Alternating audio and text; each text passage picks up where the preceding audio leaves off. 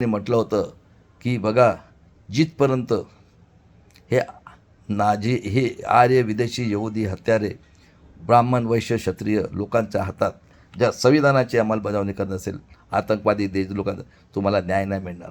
संविधान किती खराब असू द्या, जर 90% लोकांचे विचाराचे लोक जातील, बेसिक नीड्स शिक्षण रोजगार आणि हेल्थ मिळेल, तर तुमचं भविष्य संविधान किती खराब असू द्या तुमची उन्नती होणार आहे.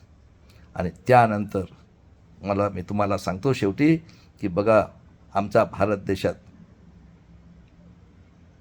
90% मूल निवासी SC ST OBC लोक गरीब मराठ्यात 2 पार्ट्या आहेत. एक कांशीराम गुलाम समाज पार्टी, ज्याचं स्लोगन आहे आर्य यहुदी नाझी हिटलरपेक्षा 400 पटीने डिक्टेटर, ब्राह्मण वैश्य क्षत्रिय हाती चलेगा बम्मन शंका बजाएगा. बरोबर आहे. ज्यांनी आमच्यावर 5000 वर्षापासून अन्याय अत्याचार केलं आणि 75 वर्षात परत आम्हाला गुलाम उपाशी मारणं, शिक्षण संपलं,